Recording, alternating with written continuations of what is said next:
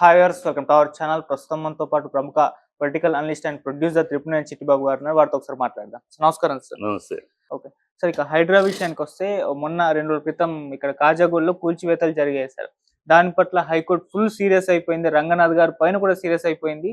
24 గంటలు నువ్వు టైం ఇచ్చావు, ఆలోపే కూల్చేస్తావేంటి, అసలు ఎలా కూల్చేస్తున్నారు, మీ క్రైటీరియా ఏంటి కూల్చడానికి అని చెప్పేసి క్వశ్చన్ చేసింది. రంగనాథ్ని అసలు జైల్లో పెట్టించాలన్నట్టుగా కూడా హైకోర్టు ఈ వ్యాఖ్యలు చేయడం చూస్తున్నాం సార్. ఏం జరిగే పరిణామాలు ఉన్నాయి సార్ దీంట్లో? రంగనాథ్ను ఖచ్చితంగా జైల్లో పెట్టాలి. అతను ఆఫీసర్గా కాకుండా ఒక పార్టీ కార్యకర్తగా ప్రవర్తిస్తున్నాడు. ఎందుకంటే హైడ్రా అప్పుడు కూడా పేదల ఇళ్ళని హడావిడిగా పిల్లల బట్టలు తీసుకుంటానికి, గ్యాస్ స్టవ్ తీసుకుంటానికి, పిల్లల స్కూల్ పుస్తకాలు తీసుకుంటానికి ఆలోచించకుండా హడావిడిగా కూల్చేశాడు. ఏంటో అసలు కొంపలు మునిగినట్టు. ఇది అయ్యే ప్రభుత్వం ఇచ్చిన స్థలము, ప్రభుత్వం పర్మిషన్ ఇస్తే కట్టుకున్నారు, కూలీ నాలి చేసుకుని కష్టపడి కట్టుకున్నారు. దాన్ని అంత నిర్దాక్షిణ్యంగా నువ్వు ఎలా కూలుస్తావు? టైం ఇవ్వాలి. ప్రభుత్వం ఇచ్చింది అయినా సరే ఇప్పుడు మేము రూల్ మారింది అంటాం, టైం ఇవ్వాలి. ఇదిగో 3 నెలల టైం, ఈ టైంలో మీరు వేరే ఏర్పాటు చూసుకోండి. మీ బ్యాంక్ లోన్లకి ప్రభుత్వం గ్యారంటీ ఏంటి, వీళ్ళ స్థలాలకి కాంపన్సేషన్ స్థలం ఏంటి, ఇవన్నీ చేసి కదా నువ్వు ఇచ్చేసాం. ఇదిగో మీ కాంపన్సేషన్, ఇదిగో ఈ స్థలం బదులు ఆ స్థలం, ఇదిగో మీ బ్యాంక్ లోన్కి ఇది ప్రభుత్వ గ్యారంటీ, ఈ 4 రోజుల్లో మీరు ఖాళీ చేయండి లేదా కూల్చేస్తామంటే ఒక పద్ధతి. అలా కాకుండా తెల్లవారుజామున వచ్చేసి ఏదో నీ ఆస్తిని ఎవరో ఆక్యుపై చేసుకున్నట్టు అంత అహంకారంగా కూల్చేస్తే, వెళ్ళి పొంగులెడ్డిది ఎందుకు కూల్చలేదు, తిరుపతి రెడ్డిది ఎందుకు కూల్చలేదు, రేవంత్ రెడ్డి అన్నది ఎందుకు కూల్చలేదు, కిరణ్ కుమార్ రెడ్డి తమ్ముడు ఈ బిల్డింగ్లు ఎందుకు కూల్చలేదు, అన్యాక్రాంతంగా ఆక్రమించుకున్న ఎందుకు కూల్చలేదు, ఇక్కడ పేదలు ఎందుకు కూల్చావు? మరి దారుణంగాను. అంటే అక్కడ ఆ కాంట్రాక్టర్లని పొలిటికల్గా ఆపోజిషన్ పార్టీ వాళ్ళ కాంట్రాక్టర్లు ఈ కనుక ఇవన్నీ దౌర్భాగ్యం. అతను ఖచ్చితంగా ఇలాంటి జైల్లో పెడితే కదా అరాచకపు ఆఫీసర్ అతను. చేస్తే నిజంగా కూల్చు, ఓవైసీది కూల్చు, పొంగులేటిది కూల్చు, బడబడ వాళ్ళకి కూల్చు, ఉన్నాయి కదా, అది లిస్ట్ ఉన్నాయి, కూల్చు. మరి పేదలకి వాళ్ళకి మాత్రం వాళ్ళకి ఆల్టర్నేటివ్ కూడా చూపించకుండా కూల్చేస్తావు. రాక్షస నీతిలాగాను. అతన్ని ఖచ్చితంగా లోపల పెట్టారు. హైకోర్టు అందుకని ఉంది, ఖచ్చితంగా అతన్ని అరెస్ట్ చేస్తే కానీ ఇలాంటి అరాచక ఆఫీసర్లు రాదు. కానీ అక్కడ నోటీసులు లేకుండా కూల్చే రైట్ ఉంది అని చెప్పేసి రంగనాథ్ గారు అంటున్నారు. మేము చట్టానికి లోబడే వర్క్ చేస్తున్నామని కూడా ఆయన క్లారిటీ ఇచ్చే ప్రయత్నం ఏమి కూల్చే రైట్ ఉండొచ్చు కాక, కానీ కాంపన్సేషన్ వాళ్ళు రీఇంబర్స్మెంట్ లేకుండా ఏమి చెప్పకుండా కూల్చే హక్కు నీకు లేదు. నువ్వు నోటీస్ ఇవ్వకుండా కూల్చొచ్చండి. నువ్వు వెయ్యి అన్ని కాంపన్సేషన్ ప్రభుత్వం కట్టుకున్న ఇల్లు, వాళ్ళ రక్తమాసం, నీ మొగుడు సొమ్ముతోటి, నీ అబ్బ సొమ్ముతోటి కట్టుకోలే వాళ్ళు. వాళ్ళ చెమటతోటి, వాళ్ళ రక్తాన్ని చెమటగా మార్చి సంపాదించుకున్న సొమ్ముతోటి కట్టుకున్నారు వాళ్ళు. మా కూల్చే హక్కు ఉంది. ఏంటి కూల్చే హక్కు ఉంది? నేను ఎగిసి తన్నే హక్కు కూడా ఉంది. మేము చెప్పక్కర్లా, ఎగిసి తనొచ్చు, కడుపు మండింది తన్నామనొచ్చు. అది తెలుసుకోవాలి. ఊరిని పిచ్చి మాటలు. రూల్స్ ఏంటి? రూల్స్ ఉన్నాయి. ఆ రూల్స్ అన్నిటికీ పాటించు. వెళ్ళు. వాడికి ఎందుకు సంవత్సరం టైం ఇచ్చావు? ఓవైసీకి, పొంగులేటి ఎందుకు టైం ఇచ్చావు? తిరుపతి రెడ్డికి ఎందుకు టైం ఇచ్చావు? మరి ఇక్కడ ఎందుకు టైం ఇవ్వు? కురిస్తే పెద్ద సిన్సియర్ ఆఫీసరు కిరీటం పెడతారు.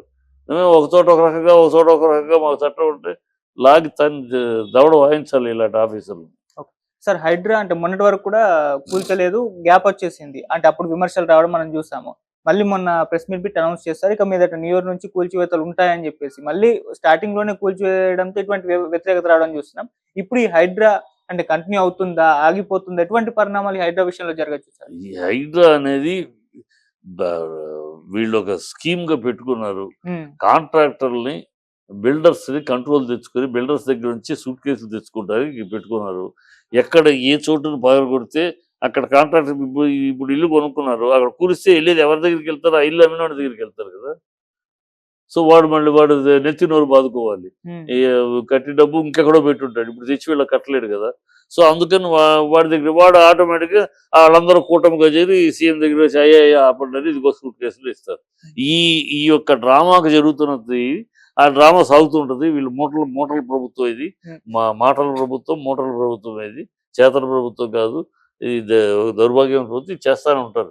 దానికి తోడు ఇలాంటి ఆఫీసర్లు ఈ అస్తవ్యస్తమైన ఈ ఆఫీసర్లు ఒకళ్ళకి ఒక నీతి ఇంకొక నీతి, చట్టాన్ని అందరికీ ఒకే రకంగా వాళ్ళకేమో టైం ఇస్తారట. ఎందుకంటే అకాడమిక్ ఇయర్ కాదు కదా. మరి వీళ్ళ పిల్లలు చదువుకోవట్లేదా? వీళ్ళ పిల్లలు అకాడమిక్ ఇయర్ కాదా? ఇప్పుడు నువ్వు కూల్చేస్తే పిల్లల్ని ఈ ఇక్కడ ఉన్న స్కూల్లో చేస్తే ఎక్కడికి వెళ్తారు? మాట్లాడటంలో అర్థం ఉండాలి కదా. ఒకడికి ఒక రీతి, ఒకడికి ఒక రీతి ఉంటుంది. ఇది దౌర్భాగ్యపు ఆఫీసర్, దౌర్భాగ్యమైన ప్రభుత్వ నీతి ఇది. ఓకే. సరే, ఫైనల్ గా సినిమాల విషయానికి వచ్చేస్తే, సరే ఈ సంక్రాంతికి 3 సినిమాలు, రామ్ చరణ్ గారి గేమ్ చేంజర్, బాలకృష్ణ గారి డాకు మహారాజ్ అండ్ సంక్రాంతికి వస్తున్నాం వెంకటేష్ గారి రిలీజ్ కాబోతుంది. సో హైప్ చూసుకుంటే సార్, అంటే ఏ సినిమా కూడా పర్ఫెక్ట్ ఒక బజ్ చూడాలి అనిపించేంత బజ్ క్రియేట్ అవ్వలేదు అని ఒక అభిప్రాయం అయితే ఉంది సార్. అంటే పుష్పకు చూసాము, ఏ రేంజ్ బజ్ అప్పుడు క్రియేట్ అయిందో, ఇప్పుడు ఈ 3 సినిమాలకు కూడా అంటే ప్రమోషనల్ యాక్టివిటీస్ కూడా కాస్త డల్ గా ఉన్నాయి అంటున్నారు. మీ ఒపీనియన్ ఏంటి సార్ 3 సినిమాల పైన? ఏం లేదు. ఇప్పుడు బజ్ ఏర్పాటు చేయడం, పుష్పానేమో వాళ్ళ బజ్ క్రియేట్ చేశారు. అన్ని స్టేట్స్‌లో ప్రోగ్రాములు చేస్తారు. ఇది ఇక్కడేమో ఇప్పుడు కరెక్ట్‌గా ఆ టైం వచ్చేటప్పటికి ఇక అస్తవ్యస్తమైన పరిస్థితులు ఉన్నాయి. ఇక్కడ మనిషి సంధ్య తీరులో చనిపోవటము, దాంతోటి ఇక్కడ ఈ టైంలో పెద్ద ప్రోగ్రామ్ పెడితే మళ్ళీ జనాలు వచ్చి ఏదన్నా అయితే ఏమిటి ఒక భయాందోళనలు. పోలీసులు పర్మిషన్ ఇవ్వరు ఇప్పుడు. పోలీసు లిమిటెడ్‌గా 50,000 మందితోటి ప్రోగ్రామ్ అంటే ఎక్కడ కుదురుద్ది? ఇవాళ గేమ్ చేంజర్ పెట్టాలనుకో వస్తారు. జనాలు లక్షల పైన వస్తారు. ఇప్పుడు ప్రభుత్వం ఇస్తుందా? పర్మిషన్ ఇవ్వదు. గతంలో జరిగింది ఇవ్వమండి, మీరు క్లోజ్డ్ ఆడిటోరియంలో పెట్టండి, ఓపెన్ ఏరియాలో మీ వల్ల కాదు, ఏదో జరిగితే మేము అని అంటారు. సో ఇవన్నీ కాంప్లికేషన్ సిచ్యువేషన్ కనుక ఎవరికాళ్ళు కూల్గా ఉన్నారు. చూద్దాం, మనం చేయగలిగిందే చేద్దాం. ఓవర్గా వెళ్ళి పర్మిషన్ ఇవ్వకపోతే మళ్ళీ పరుగు పోతుంది. దేవరాకి ఇవ్వలేదు కదా. జరగడానికి ముందు దేవరాకి ఇలాగే జనాలు ఎక్కువ వస్తున్నారని క్యాన్సిల్ చేయమంటే చేసుకున్నారు కదా. సో అట్లాగూ చేసుకుని క్యాన్సిల్ చేసి సిటీలో ఆల్రెడీ ఇచ్చారు, క్యాన్సిల్ చేశారు. మళ్ళీ ఇస్తే ఇక్కడేమో ఇలా జరిగింది. సో పర్మిషన్ ఇవ్వరు. ఓన్లీ ఇండోర్ స్టేడియంలో లిమిటెడ్గా మీరు పాసులు పెట్టుకుని ఆ లిమిటెడ్గా చేసుకోండి. అంతే తప్పితే మీరు ఓపెన్గా అందరినీ ఆహ్వానించి, ఇప్పుడు ఆహ్వానించకపోయినా వచ్చారు. దేవరాకి వీళ్ళందరినీ పిలవాల, అయినా సరే వచ్చేసారు. సో అందుకని బహుశా వేరే రాష్ట్రంలో పెట్టుకోవాలి తప్పితే ఈ రాష్ట్రంలో ప్రమోషన్ పెట్టుకునే పరిస్థితి లేదు. అందుకని కూల్గా వెళ్తున్నారు.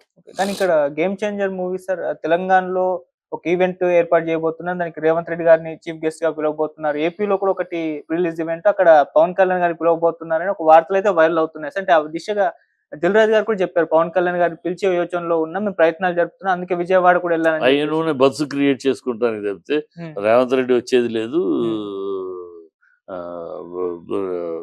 పవన్ కళ్యాణ్ లేదు. పవన్ కళ్యాణ్ ఉప ముఖ్యమంత్రిగా తనే ఏమి చేయలేక ముఖ్యమంత్రి ఉప ముఖ్యమంత్రిగా ఫెయిల్యూర్ అవుతున్నాను, ప్రజలు నన్ను నవ్వుకుంటున్నారు, జోకులు ఆడుతున్నారు, నన్ను ఎరిపాపం చేసి మాట్లాడుతున్నారు అని ఫీల్ అవుతున్నాడు పాపం. ఇప్పుడు ఏం చేయాలి? దాన్ని ఎట్లా ఓవర్కమ్ అవ్వాలి? నేను ఒక అబద్ధాల కోరుగాను, నన్ను ఒక జోకర్ గాను నేను ప్రశ్నిస్తానని వచ్చి నేనే ఒక ప్రశ్నగా మిగిలిపోయానని, ఎప్పుడే మాట్లాడతారో తెలీదు. నిన్న అది మతిమరుపు ఉందేమో, నిన్న మాట్లాడిన మాట గుర్తుండదు, వాడు ఇంకోటి మాట్లాడతాడు. ఇట్లా రకరకాల అతని మీద జోకులు చేస్తున్నారు.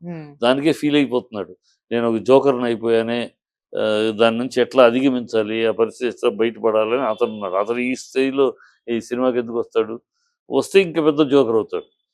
అసలు బాధ్యతలు ఇస్తే ఇక్కడ హగామాకు వచ్చాడు. రేపు ఏమో చెప్తే నేను రాబట్టే ఆ జనాలు కూడా అంటాడు. అందరు జనాలు వస్తారు ఆటోమేటిక్గా, కానీ నా వల్ల ఆ జనాలు కూడా అనుకుని తన బుధాలు తను పూసుకునే లక్షణాలు ఇవన్నీ. అందుకని అతను వచ్చేది లేదు. రేవంత్ రెడ్డి ఈ పరిస్థితిలో సినిమా ఫంక్షన్కి వస్తే ఇక్కడ సినిమా కాకపోవటానికి రావాలి తప్పితే ఉన్న సమస్యలు వదిలి సినిమాల ఫంక్షన్కి వచ్చారని నవ్వుతారు. ఓకే సార్, మీ పర్సనల్ ఒపీనియన్ లో ఇప్పుడు రిలీజ్ కాబోతున్న 3 సినిమాల్లో అంటే మీరు ఈగర్ గా ఏ సినిమా కోసం వెయిట్ చేస్తున్నారు? ఏ సినిమా 3 సినిమాల్లో బ్లాక్ బస్టర్ హిట్ గా నిలవబోతుంది? మీ పర్సనల్ ఒపీనియన్. నా పర్సనల్ ఒపీనియన్, నేను శంకర్ ఫ్యాన్ని. ఒక డైరెక్టర్గా శంకర్ని చాలా క్రియేటివిటీ, అది మొదటి సినిమా నుంచి జెంటిల్మెన్ కాడ నుంచి అతను ప్రతి సినిమాని చాలా క్షుణ్ణంగా 1-4 సార్లు చూస్తాను ప్రతి సినిమాని. I'm fan. ఎందుకంటే అతని క్రియేషన్ ఆఫ్ క్యారెక్టరైజేషన్ కానీ, ఆ సీన్స్ క్రియేషన్ కానీ ఒక యూనిక్ గా ఉంటుంది. ఒక ఎమోషన్ క్యారీ చేయడంలో సినిమాలో చక్కగా తీసుకెళ్తా ఉంటాడు. మధ్యలో 1-2 ఫ్లాప్ అవ్వచ్చు, కానీ అంటే ఆ మైండ్ సెట్ చాలా నాకు బాగా ఇష్టం. ఆ డైరెక్టర్గా ఆయన దగ్గర ఉన్న సాంగ్స్ క్రియేట్ చేయటంలో కానీ గ్రాఫిక్స్ వర్కౌట్ చేయటంలో కానీ ఉమ్, ఇది అలాగా ఉండదు గ్రాఫిక్. అది ఒక పద్ధతిలో ఉంటుంది. Graphics okay. చేసినా కూడా ఒక థాట్ఫుల్గా ఉంటుంది. ఉమ్, సో అందుకని I'm fan of as a director అదండి. సో ఆ సినిమా ఫస్ట్ చూడాలని గేమ్ కోరుకుంటాను. చేంజర్. అదే ఓకే. బ్లాక్ బస్టర్ హిట్ అవ్వాలని రెండింటిని బ్లాక్ బస్టర్ హిట్ అవ్వాలని కోరుకుంటాను. అది డాకు మహారాజ్ రెండు రాకుమార్ బాలయ్య జై బాలయ్య సంక్రాంతికి రెండు వస్తున్నాం. కొట్టాలని కోరుకుంటారు. వెంకటేష్ గారి సినిమా, వెంకటేష్ గారి సినిమా కూడా ఉంది. వెంకటేష్ సినిమా కూడా ఉంది. ఇప్పుడు సంక్రాంతికి ఉన్న అడ్వాంటేజ్ ఏంటంటే ఎప్పుడు కూడా సంక్రాంతి ఉమ్, 2 సూపర్ హిట్‌లని ఒక హిట్‌ని పోషిస్తది. ఓకే. 3 సినిమాలు ఎప్పుడైనా చూడండి. ఏ రోజైనా గతంలో కూడా Chiranjeevi cinema, Balayya cinema, Nagarjuna cinema ఒకటి పోయింది. మూడింటిని పోషిస్తది. వాటిలో 2 సూపర్ హిట్‌లు, ఒక హిట్. ఉమ్, సో ఈ 2 సూపర్ హిట్‌లు ఈ 2 అదొకటి హిట్. ఓకే. 3 నిలబడతాయని అనుకుంటున్నాను. ఎందుకంటే ఆల్రెడీ అది హిట్ అయ్యే సూచనలు ఉమ్, సంక్రాంతికి వస్తున్నాము సినిమా ఆల్రెడీ పాట ఒకటి పాటలు సూపర్ సెన్సేషనల్ హిట్ పాట సూపర్ హిట్ అయిపోయింది. ఉమ్, అందరి నోట్లో తిరుగుతుంది ఆ పాట. అవును.